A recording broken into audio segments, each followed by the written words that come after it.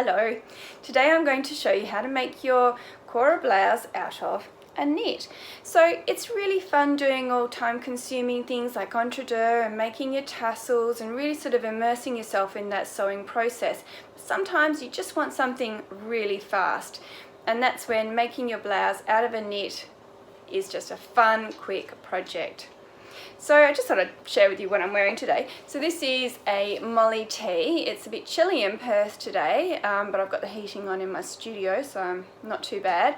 And I'm wearing it with this little silk scarf, and I just find that if you wear just a little bit of silk around your neck, tuck those tails in, it just helps keep me so warm.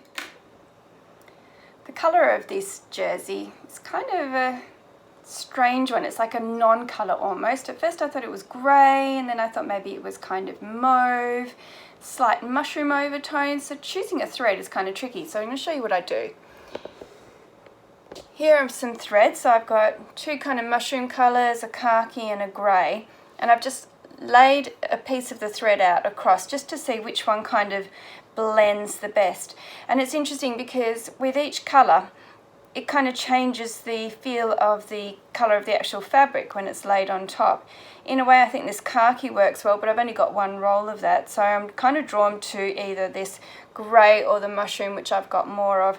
And I think actually I'm going to go with the grey, because what we want is the thread just to kind of blend. It's not going to be a lot showing. This is just for the overlocking portion, and then I've got my cover stitch also set up.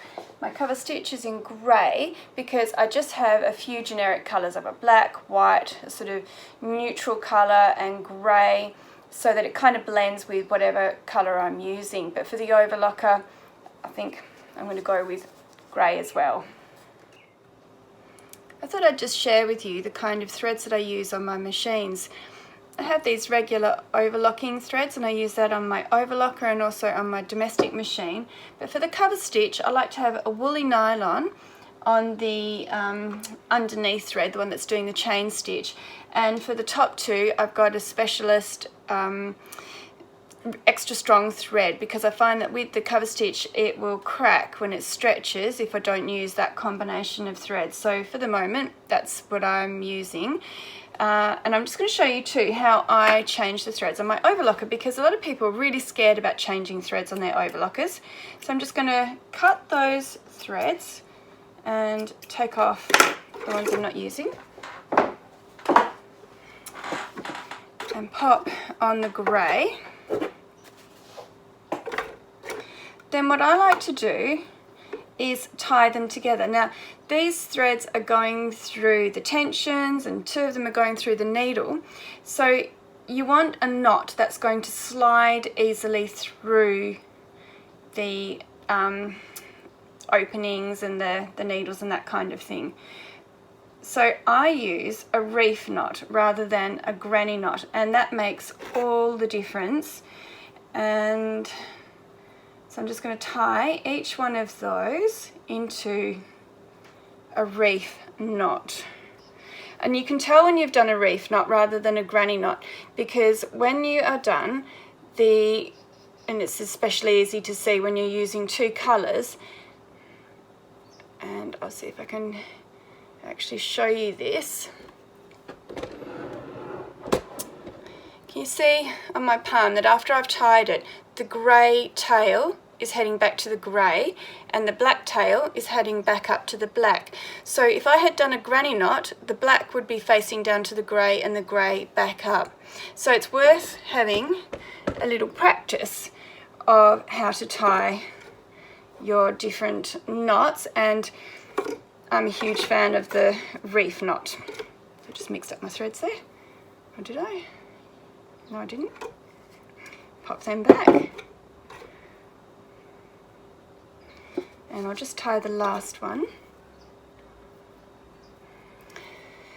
When you tie them, just give them a little tug at the end as well, just to make sure that they're tight and they're not going to slip undone. So I can see that's nice and firm.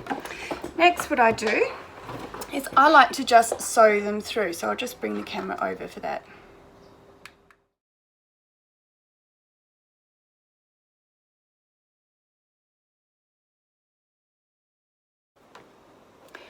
All 4 threads are tied on, and now I'm going to sew them through. So sometimes what people like to do is actually put the tension down to 0.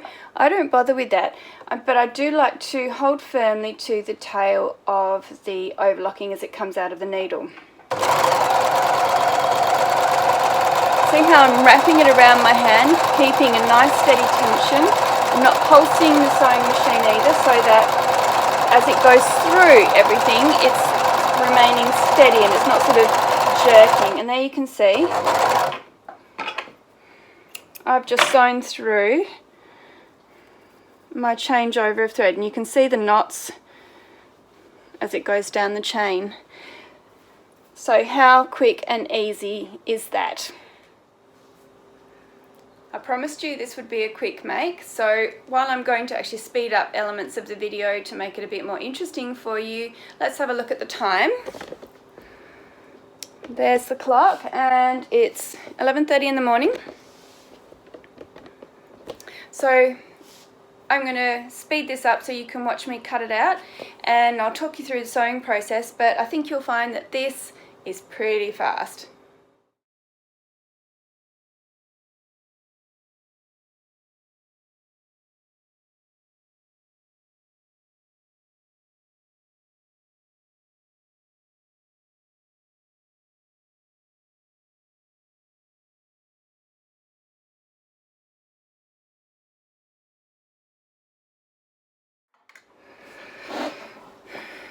Anyone else like me and can't sew without glasses? I can barely thread a needle these days. Okay, so the first thing we're going to do is sew the darts.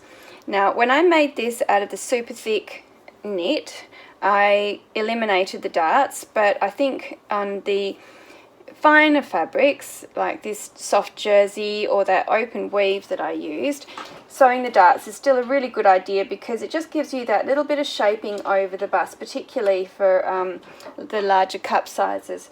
So what I like to do is I've notched the sides of the dart in the side seam and I've popped a pin in. Now you could draw the darts in if you wanted, but I'm quite happy just to sew them. So I'm just using a straight stitch and sewing my darts.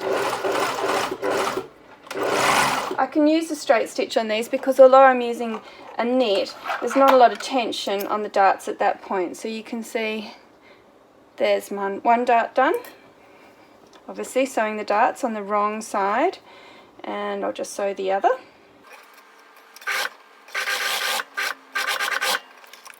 And there's the other dart done. So I'm just going to give those a press with the darts facing down the seam. I have an industry background, and so to make things faster I like to use industry techniques, and one of those things is called chaining on. So I like to do a few processes all at once just to make that whole thing happen more quickly. So the first thing I'm going to do is sew my shoulder seams. I put the front and back together, right sides together, and I'm going to sew the shoulder seams. This is very slippery fabric. It's going to drape beautifully. So I'm going to sew the two shoulders. Next, while leaving that in the machine, I'm going to take my cowl and I'm going to sew together the short ends. Seam allowance is 1 centimetre, so I'm just trimming off a little bit because my overlocking is less than 1 centimetre. Leaving that in the machine, then I'm going to take my sleeves and I'm going to place them right sides together. One there and one there. And I'm going to chain on down each sleeve. So I'm going to start at the top of one sleeve seam and sew down to the wrist, and then I'll start from the wrist and sew back up to the top of the other sleeve, making sure that they're a pair.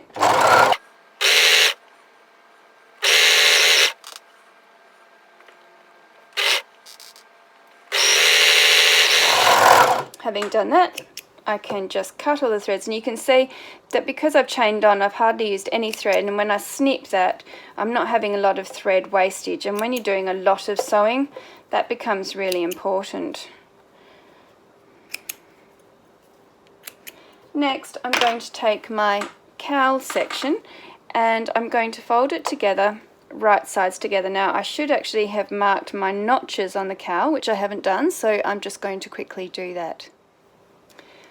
I've marked the center front of the cowl with a little triangle snip because that's just easy because I cut it out on the fold, and I've just done tiny snips to mark where the shoulder notches go. Just make sure that when you're doing those snips that you don't make them any larger than the actual seam allowance, because you don't want to end up with a hole.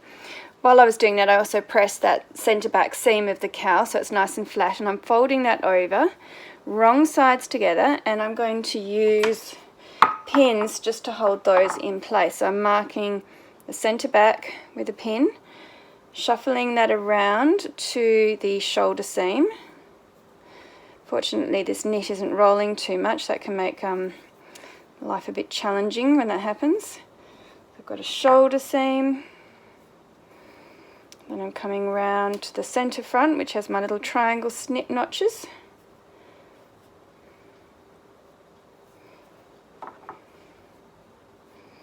And my other shoulder seam.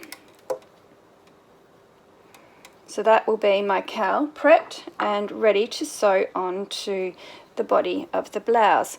Next I'm going to actually take my body section, and I do just need to press those shoulder seams, and I'm going to press them towards the back.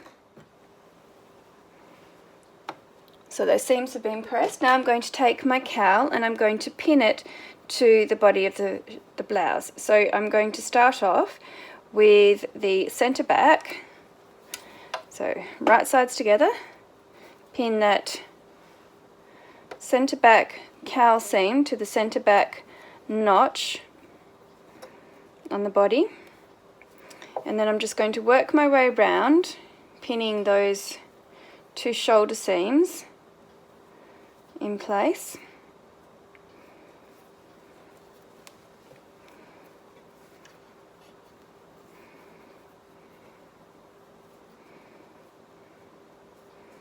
And then the center front.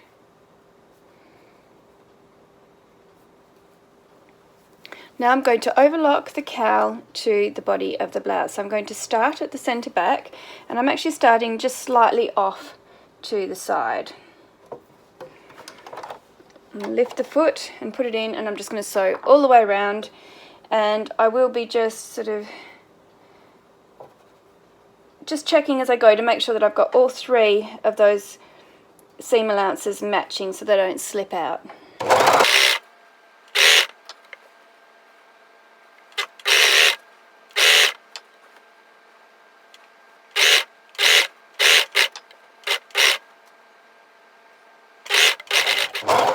To finish off the seam, I'm just going to over sew, lift the needles up, just lift the foot and just pivot the fabric without actually pulling it, and then just sew off, and I get a beautiful, perfectly straight edge. Now I'm going to cover stitch around that neckline. When I'm doing the cover stitching, I'm actually going to start from the left shoulder. So you can see the center back seam there, but I'm actually going to start from the shoulder, and I'm going to slide the cowl underneath and line up everything, and I've got the seam allowance facing towards the body of the top, so that as I do my cover stitching, it's actually going to be holding that stitching down. Now you don't need to use a cover stitch for this. You could use a twin needle on your sewing machine, or even just your single needle. It doesn't matter. In fact, you could even leave it without any.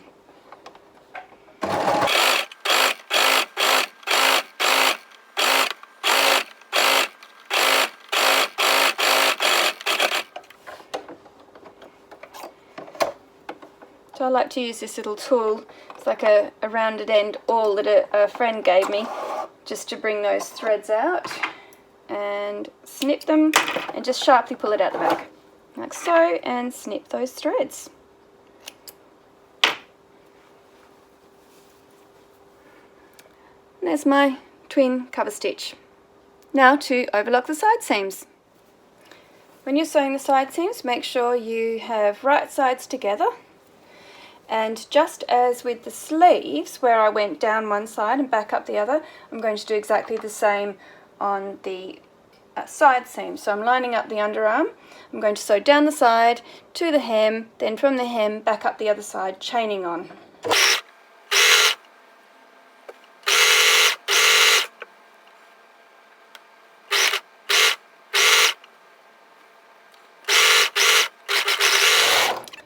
Cut those threads, cut the chain on, and now I'm going to press the side seams towards the back, and I'm also going to press the seams of the sleeve.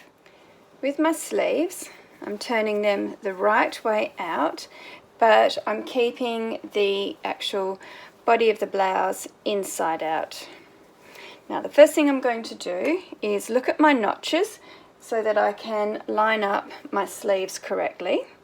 So 2 and 2, and I'm going to pop the sleeve through the armhole and just match with the right sides together, the side seam with the underarm seam, and I put a pin in there, and then I bring this around, and match the notch of the top of the sleeve head with the shoulder seam. And those are the only 2 pins that I like to use, because I actually find it easier to have fewer pins when I'm setting in a sleeve than having lots of pins which kind of just get in the way. So I'm going to start from the underarm seam, sewing on the sleeve side, not the body of the blouse size, and again I just start slightly to the side of it. Lift up the foot, pop it under, sew a few stitches just to hold it in place so you can take your pin out so you don't accidentally sew through it, like so.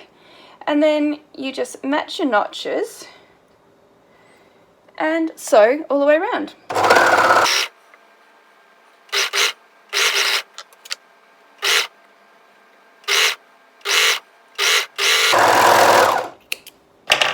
One sleeve done.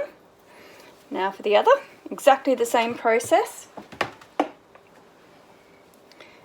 The sleeve is the right way out, and I'm just going to tuck that into the body of the blouse, matching the side seam first, right sides together.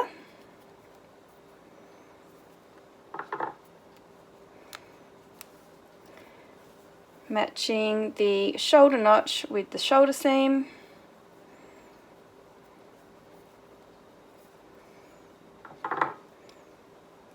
And sewing on the sleeve side, I'm just going to sew all the way around again.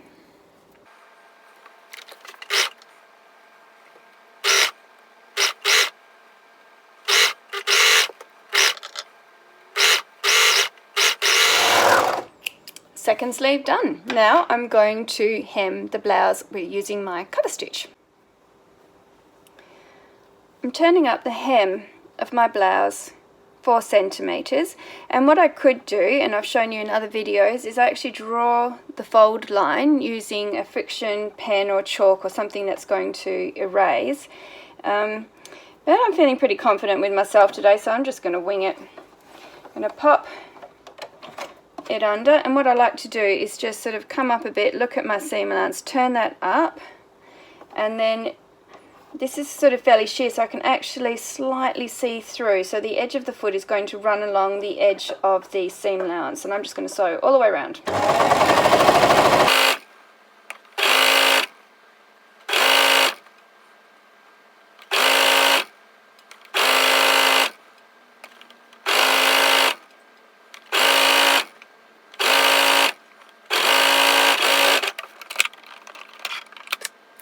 Snip the threads.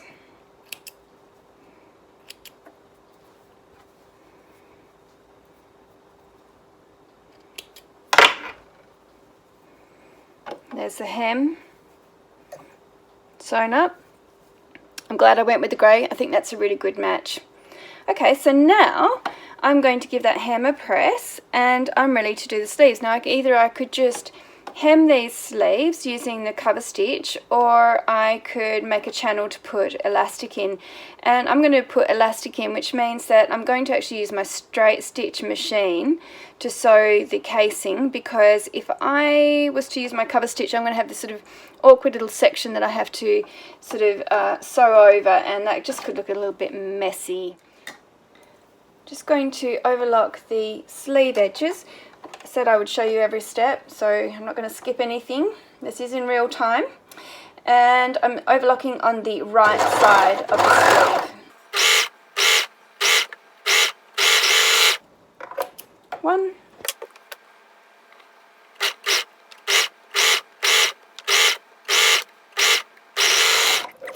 2.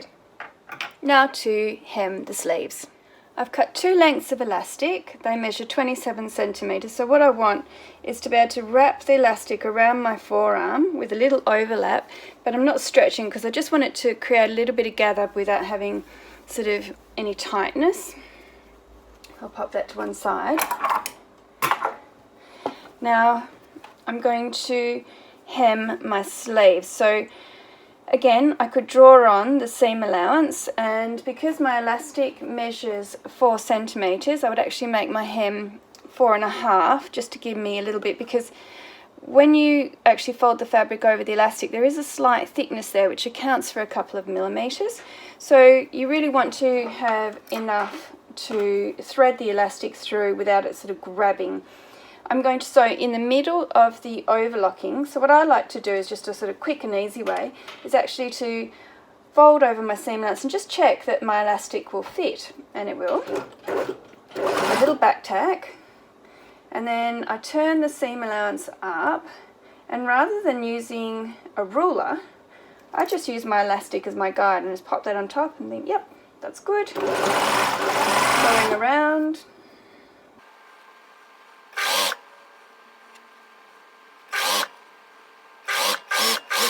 When I get to the end, I'm going to leave a 4 centimeter opening to thread the elastic through. Cut those threads.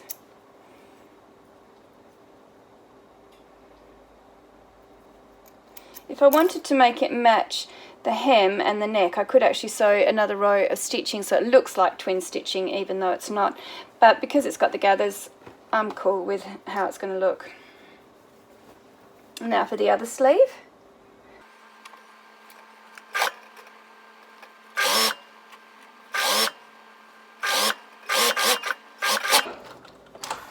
Cut those threads. Now I'm ready to thread the elastic through those 2 sleeve cuffs. And I like to use this little tool. You just pinch the ends and slide the ring up and it opens up. And then you can pinch the elastic between the pincers, slide the ring down to hold it, and it's nice and secure.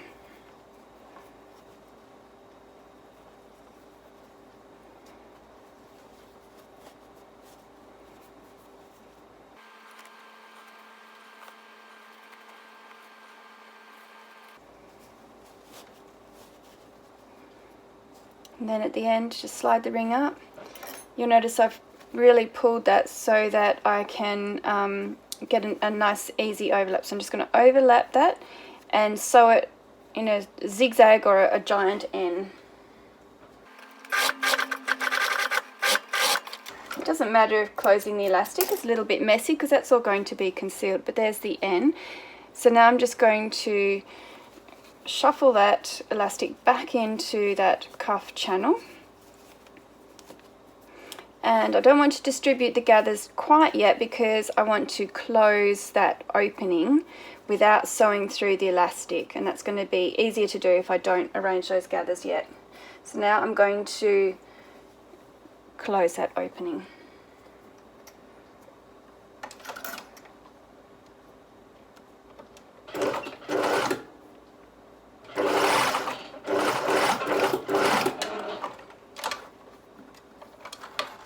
Snip those threads.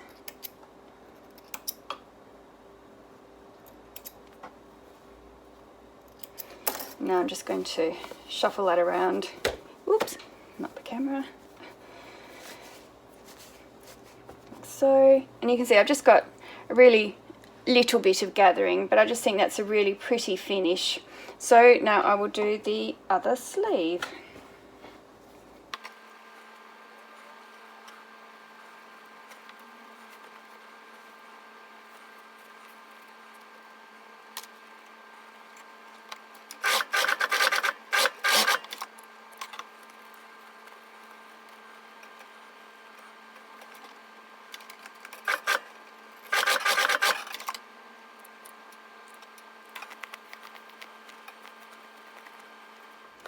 And there we go, both sleeves done. I'm just going to give those cuffs a little press to make those gathers nice and neat. Here it is, my finished Cora blouse in a knit with a cowl neck and elasticated sleeves, made in just under an hour. And let me prove it to you. There's the clock, 12:30, not bad. New garment, just in time for lunch.